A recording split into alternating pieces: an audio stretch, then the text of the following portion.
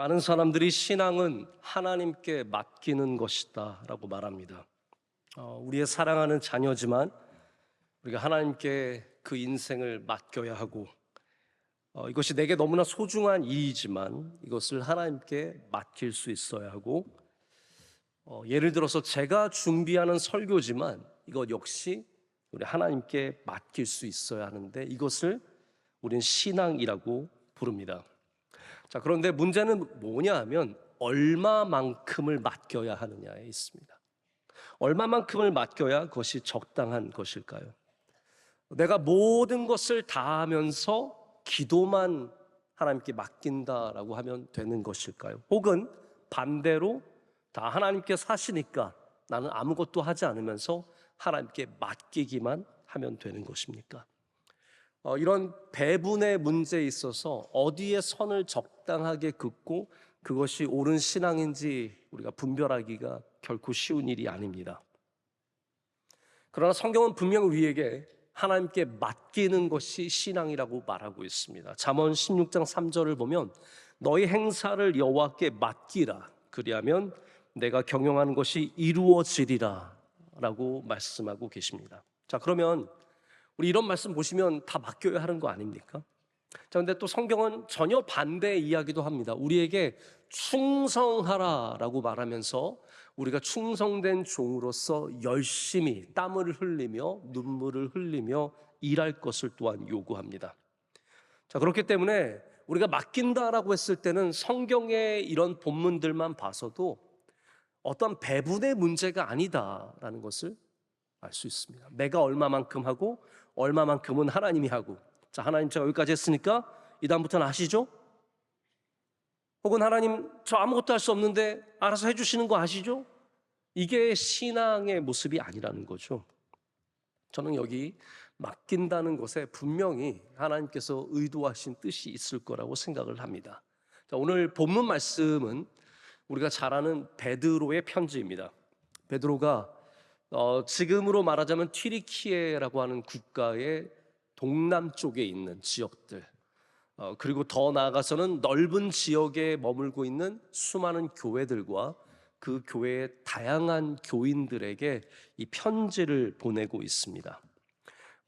바울의 편지 같은 경우에는 특정한 교회에게 보내는 편지들이 있었습니다. 예를 들어서 우리가 고린도 전후서를 보면은 이 교회는 정말 고린도 교회 사람들을 위해서 보낸 편지구나를 느낄 수 있습니다.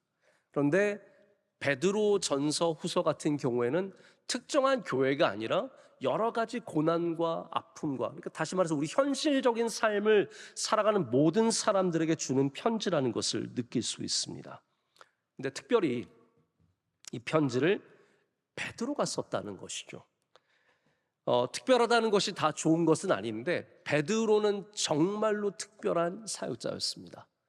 그는 예수님의 수제자였고 완전히 실패한 곳에서 다시 돌아온 사람이었고, 그리고 초대교회에서 가장 존경받는 지도자였습니다. 베드로가 예수님께 주는 그리스도시요 살아계신 하나님의 아들이시다라고 고백했을 때 예수님께서 내가 이 반석 위에, 페트로라는 페이터라는 이름이 반석 아닙니까? 이 반석 위에 교회를 세우리라라고 하셨기 때문에 베드로는 교회이며 베드로가 교회의 원조격이라고 할 수 있는 겁니다. 교회의 반석이 그러면 무엇이겠습니까? 예수를 나의 구주로 고백하는 것. 이게 베드로의 상징성입니다. 그러니까 베드로가 편지를 보냈을 때 이 편지가 갖고 있는 의미가 이 초대교회 교인들에게 상당히 컸을 거라고 생각을 합니다. 그런데 베드로는 이렇게 중요한 지도자였지만 결코 강압적이거나 혹은 폭력적이거나 혹은 우리의 삶을 떠난 그런 가르침을 주지 않았습니다. 베드로는 아주 낮은 자세로 우리 가까이 다가와서 바로 우리 얼굴 앞에서 권면하고 축복하고 위로하고 지혜의 말씀을 오늘 우리에게 주고 있습니다. 특별히 오늘 본문 말씀이 담겨있는 이 베드로전서의 마지막 장에서는 베드로가 이 편지를 받는 많은 교회 구성원들에게 어떠한 자세로 섬겨야 하는지를 지혜롭게 가르치고 있습니다. 그러면서 5장의 초반부에서는 지도자들에게 얘기를 합니다. 너희 장로들아, 너희 교회를 끌고 나가고 섬기고 있는 장로들아, 너희는 억지로 사람들을 섬기지 말고, 왜냐하면 우리가 짐을 지다 보면 억지로 짐을 질 때가 많습니다.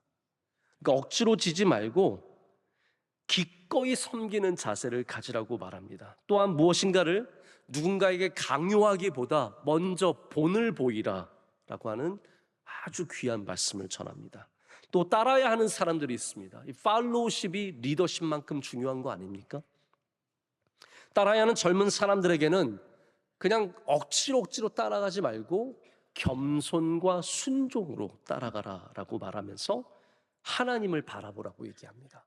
근데 여기서 끝나는 게 아니라 오늘 본문의 시작에는 우리에게 뭐라고 말하냐면 너희 모든 염려를 주께 맡기라 라고 말하고 있습니다.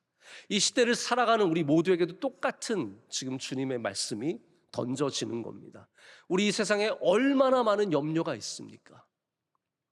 우리 대한민국 안에도 염려거리가 너무 많습니다. 우리 교회도 이렇게 평안하고 좋지만 우리 교회 안에도 염려거리가 있습니다. 가정마다 염려거리가 있습니다. 그럼 우리에게 이것을 주께 맡기라라고 말하고 있습니다. 이것이 주님을 믿는 사람들, 주님을 섬기는 사람들에게 주신 특별한 은혜입니다. 우리만이 우리의 염려를 주님께 맡길 수 있습니다.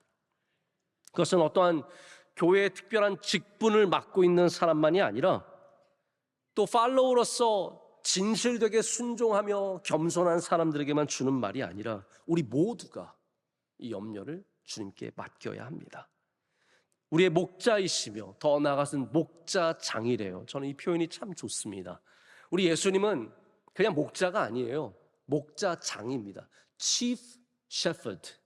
많은 목자들 가운데서 최고의 가장 귀한 목자장이 되시는 주님께서 우리를 돌보시고 계시기 때문에 더 이상 염려에 눌려 있지 말고 우리를 이끄시는, 우리를 인도하시는, 우리를 사랑하시는 주님께 염려를 맡겨야 한다라고 말하고 있습니다.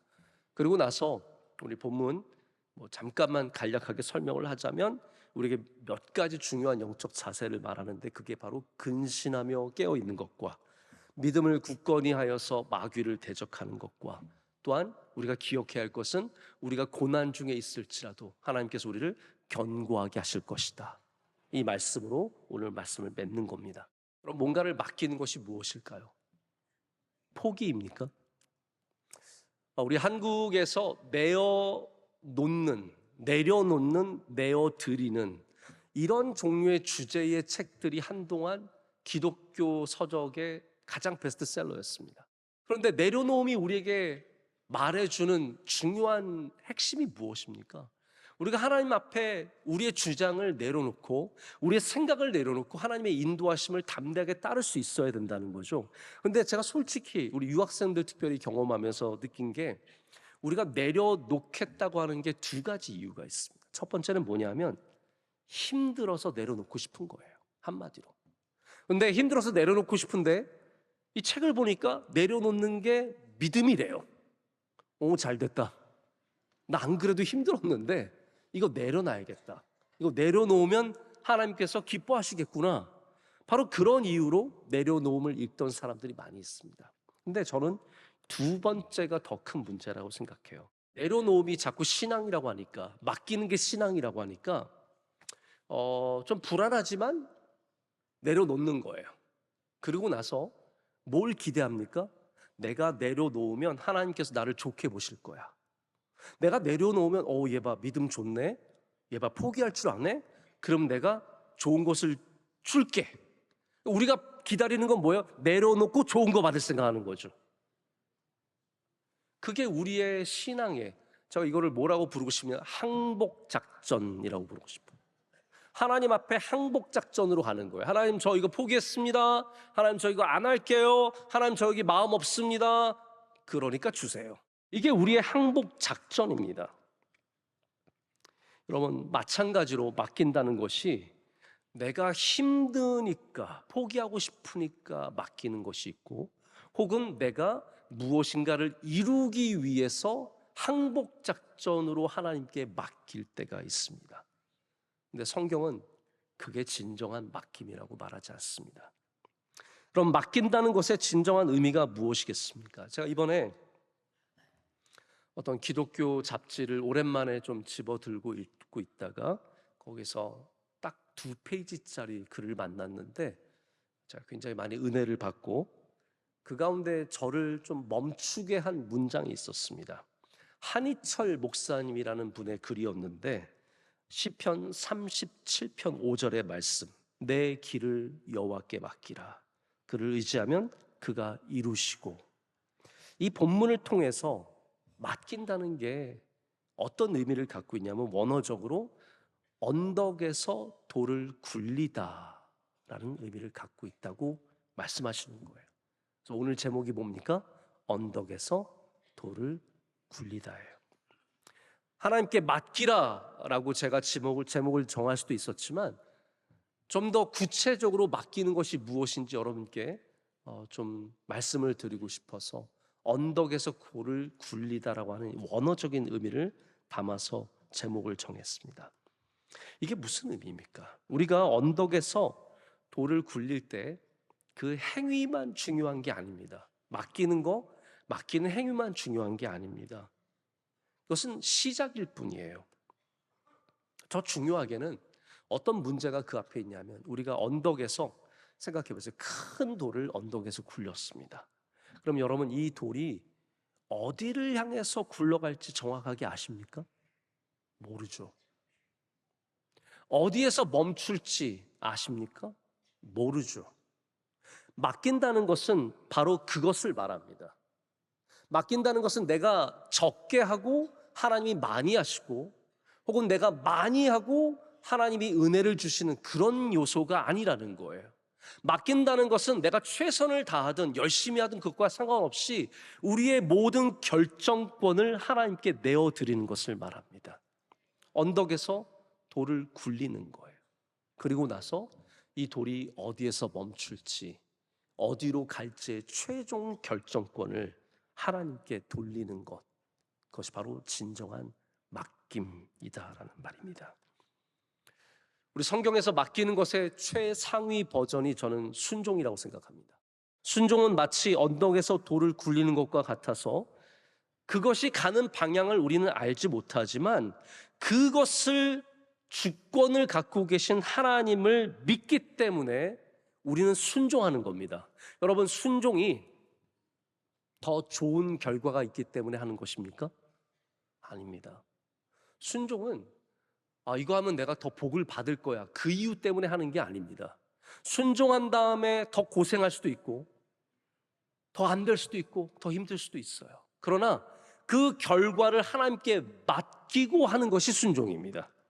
그래서 아브라함의 예를 들어보면 하나님께서 아브라함에게 너 이삭 바쳐라 라고 했을 때 아브라함이 아들과 함께 모리아산을 향해서 짐을 짊어지고 갑니다. 아브라함의 마음속에 내가 아들을 바치면 하나님께서 순양을 미리 준비해서 은혜를 주실 거야, 이런 계획이 있었을까요? 아닙니다. 혹은 내가 이 아들을 바치면 하나님께서 더 좋은 것으로 더 많은 아이들로 나를 채워주실 거야, 이런 생각이 있었을까? 아니라는 거예요. 아브라함의 순종의 아름다움은 뭐냐 하면 언덕에서 돌을 굴렸다는 겁니다. 그리고 이 이유는 하나님께서 주권을 갖고 계시는 겁니다. 우린 종종 아이들을 하나님께 맡긴다라고 말합니다. 여러분, 아이들 하나님께 맡기셨습니까? 근데 왜 불안하시죠? 우리 일을 하나님께 맡긴다고 하는데 사업하시는 분들, 여기 큰 사업하시는 분들도 계시고 여러 가지 사업을 하시는 분들 많이 계시는데 여러분 하시면서 하나님께 맡겨야 하잖아요. 여러분, 맡긴다는 것이 내가 내 아이들을 케어하지 않겠다, 얘네들 이제 방목하겠다는 뜻이 아니에요. 여전히 여러분이 돌보셔야 하고 사랑해 주셔야 하고 좋은 교육을 제공해 주셔야 하고 예배실로 인도하시는 그러한 모습들이 있어야 합니다. 사업하시는 분들은 사업을 위해서 밤도 새울 줄 알고 눈물도 흘릴 줄 알고 땀도 흘릴 줄 알아야 합니다. 하지만 이 아이가 어디를 향해서 가는지 그걸 하나님께 맡기는 거예요. 이 아이의 삶을 하나님께 드리는 겁니다. 이 사업의 흥망성쇠가 어떻게 될지 하나님께 맡기는 겁니다. 우리가 거기에 대해서 전혀 통제할 수 없기 때문입니다. 우리가 주님께 맡긴다고 한다는 것에는 전제가 있습니다. 여기 컨디션이 있는데 그게 뭐냐면 내가 나보다 절대적으로 훌륭한 분에게 나의 것을 내어드린다는 것이에요. 이게 중요합니다. 나보다 부족한 사람한테 맡기는 게 아니에요. 나의 삶을, 나의 아이들의 삶을 나보다 훨씬 뛰어나신, 나를 돌보시는 주님께 맡기는 거죠. 그래서 여러분 경험해 보시면 아시겠지만 나보다 훌륭한 사람들한테 맡길 때 자유함이 있습니다. 이것이 우리에게, 그리스도인들에게 주신 복이에요. 우리는 양이고 우리의 주님은 목자이십니다. 목자이신 주님께 맡기기 때문에 우린 자유한 거예요. 여기에 대해서 걱정할 필요가 없습니다.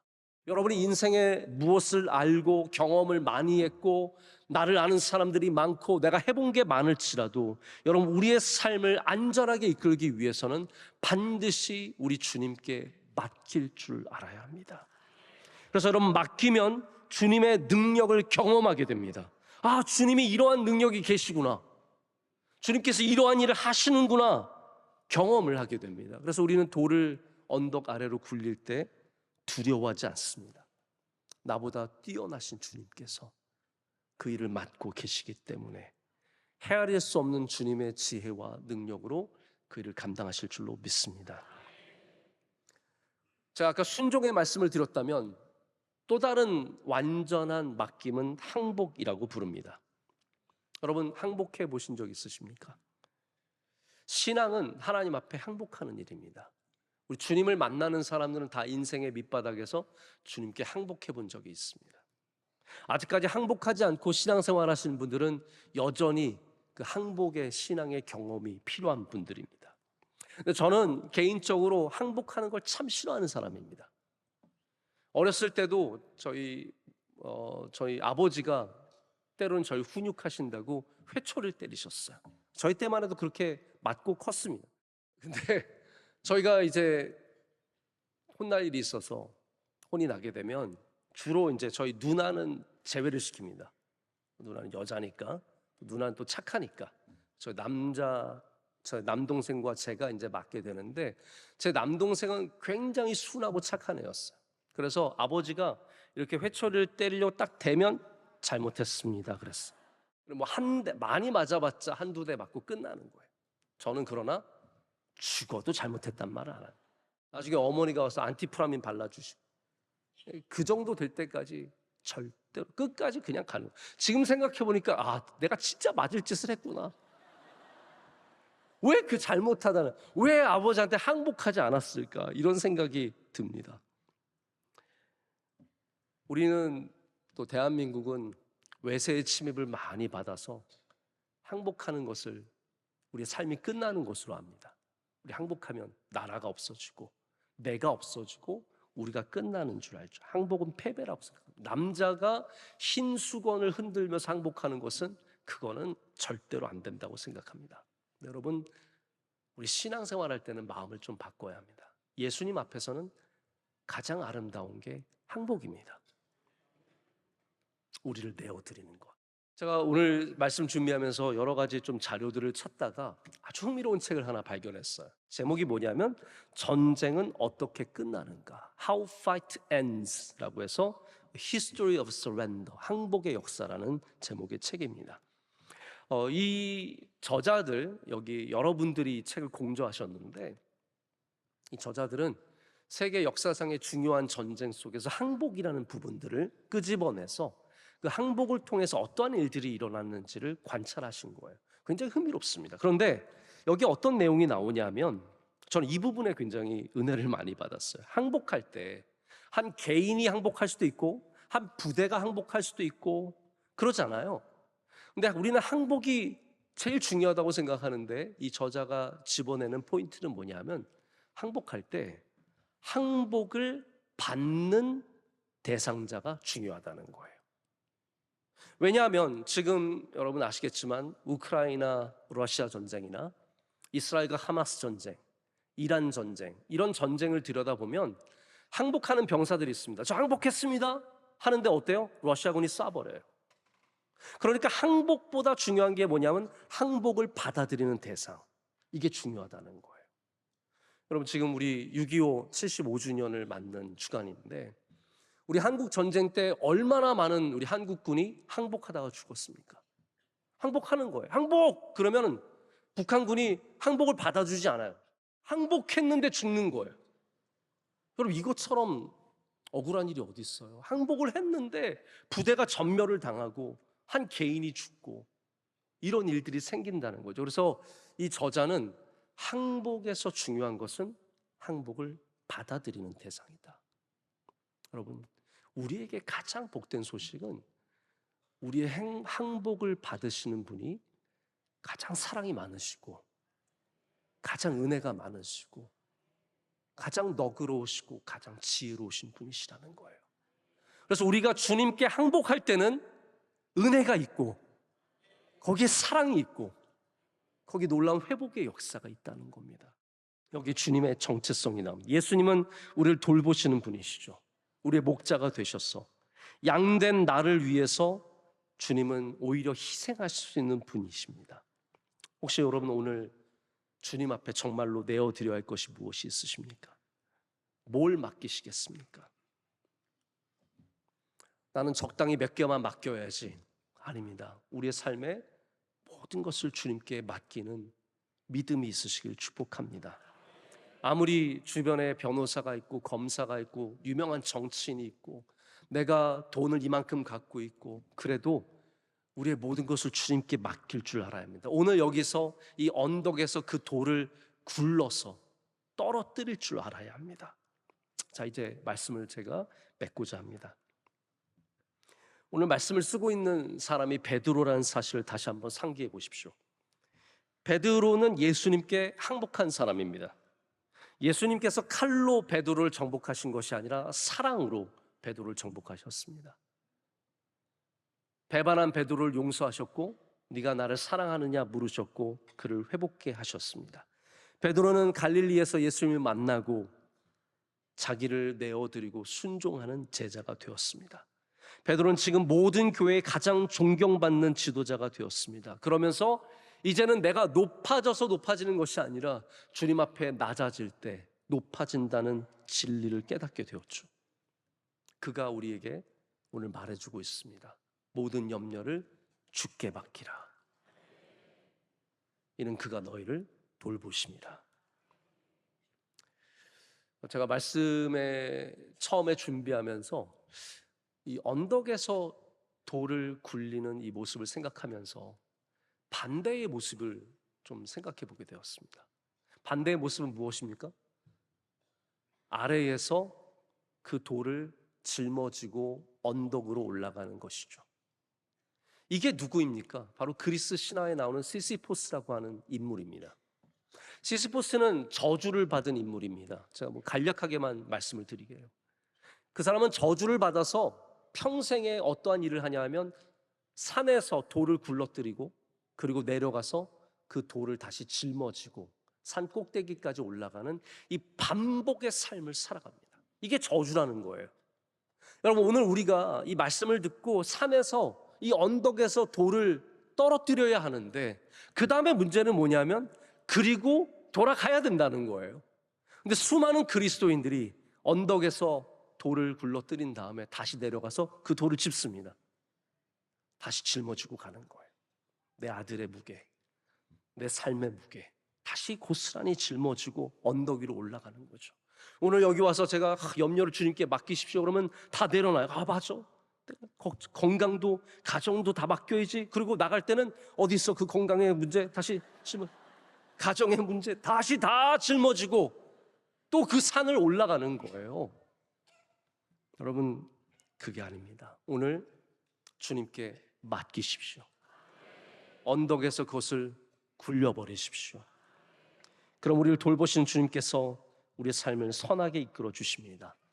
더 나아가서는 우리의 가정을, 우리의 기업을, 우리의 교회를, 이 나라를 우리 주님께 맡길 때 우리의 목자 되신 주님께서 우리를 돌봐주시고 인도해 주실 줄로 믿습니다.